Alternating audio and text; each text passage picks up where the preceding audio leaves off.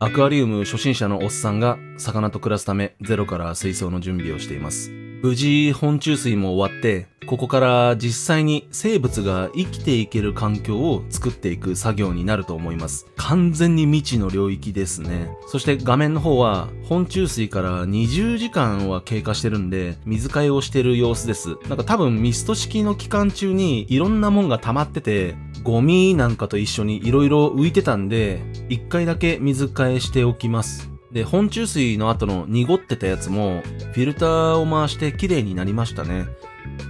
そしてペットショップへ行ってパイロットフィッシュを買ってきました。こちらカージナルテトラ10匹です。って言ってもこの画面じゃよくわかんないですよね。とにかく水合わせよっていうことで、今これはパッキングのまま水槽に浮かべて水温を合わせています。扱いがめちゃくちゃ慎重ですよね。最初は水槽に水があるんで、魚普通に入れりゃいいじゃんって思ってたんですけど、それはダメらしくて、魚にとって今までいた環境と僕の部屋にある環境が全然違うんで、ゆっくり慣らしてから水槽にっていう順序が必要だそうです。確かに人間でも急に空気が薄いところに連れてかれたら体調崩しますよね。30分放置しておきました。そして次はパッキングからバケツに魚を移動して、部屋の温度をエアコンで調整しちゃってるんで、もう急激に水温が変わったりはしないと思います。で、このバケツに水槽の水をゆっくり入れてって、徐々に水質をうちの環境に近づけます。で、以前購入したシリコンチューブにコックをつけたものを用意して、流量を絞りながら、これでサイフォンを利用して1滴ずつ水を落とします。点滴法って言うみたいですね。この水合わせもいろいろな意見がありましたね。もうそのままボンって入れちゃうよとか、ものすごい時間かけてやる人もいたり、手でビニールにザバザバって入れて終わらせちゃう人もいたり、僕としては以前の作業と同じくやらないリスクよりやっておく無駄を選択します。ダイソーのシリンジで水を引き抜いて、でこんな風に水を垂らします。確かに点滴っすね、これ。このバケツはここにホース止めがついてるんで、ここに挟んでおきます。今まであんまここ使ってなかったな。こんな感じで1時間ぐらいかな放置して、その後水を垂らす速度をちょっと上げて、さらに1時間ぐらい放置して、計2時間ぐらいですかね、水合わせの時間にしました。そしてついに僕の水槽にお引っ越ししてもらいます。ショップの水を入れないように網ですくって、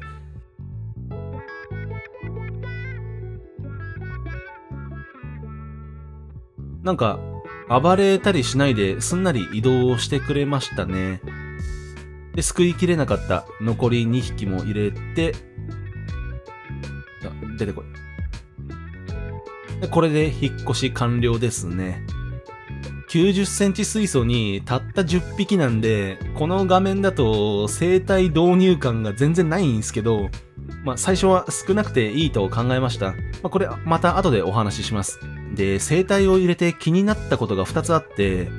まず、魚がこの左の端っこにまとまってて、全然移動しないんですよね。これ、こんな感じです、画面の。で、これ、環境が変わって、びっくりしてんのかなとか思ったんですけど、この原因は後で気がつきます。で、もう一つが、魚の色がカスッカスなんですよね。で、ちゃんと調べたら、移動とかのストレスがかかると、こういう風になっちゃうこともあるらしいですね。で、これって、今回の件は別として、調子が悪いとか、そういう指標にもなるんですかね、これは。例えば、色が綺麗な状態で安定してて、体調が悪くなると色が落ちるとか、なんかそういうことってあるんですかね。知ってる人がいたら、カージナルテトラだけの話じゃなくて、魚の色っていうところでぜひ教えてほしいです。で、こうやって近くで映像を撮ってて気がついたのが、魚の動きが止まった時に押し戻されちゃってるんですよね。こういうところです。ここです、ここ。なんか渓流の魚みたいになっちゃってますよね。なので、魚が左の隅に寄っちゃってるのは、単に水流が強くて、押し戻されてるだけではっていう風に想像しました。で、これはすぐ対応を進めたんですけど、次回まとめて動画にさせてください。さて、パイロットフィッシュではありますが、ついに魚が泳ぎ始めました。自分で作った水系で泳ぐの見てるのは、なんかね、親心っていうか、すごい嬉しいです。ただ、アヌビアス7のトラウマみたいのもあるんすかね。まだまだこっからだっていう不安がやっぱり頭の隅にあります。ちなみに餌はこれにしました。でも今はとにかく入れた瞬間にすぐ具合悪くなったりとかしてないのを喜びたいですね。で、ここで大事なこの水槽の水ができるまでの維持について僕の考えを少しお話しさせてください。もしアクアリウムを始めてない人がいたら、水ができるっていうのは生物ろ過っていうのを検索してみてください。僕もまだ知ったかぶりなんですけどね。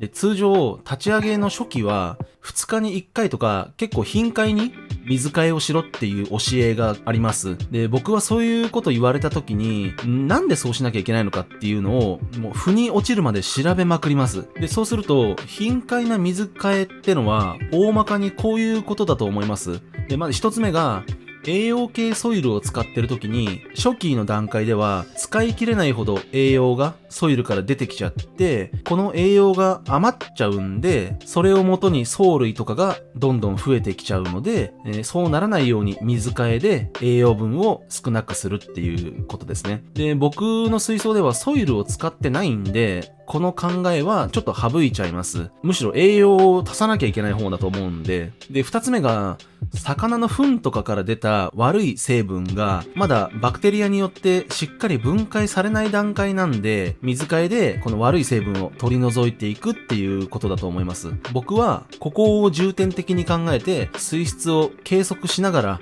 水替えのタイミングを考えることにします。で、話がちょっと飛ぶんですけど、結局どうなったら水ができたっていう風に言えるのかっていう着地点を考えなきゃいけないですよね。で、いろんな意見あると思うんですけど、僕は硝酸が検出されててアンモニアがゼロになった時っていう風に決めました。で、最初に何も魚入れないで数週間水を回すっていう教えもあったんですけど、僕はすぐにパイロットフィッシュを入れて有機物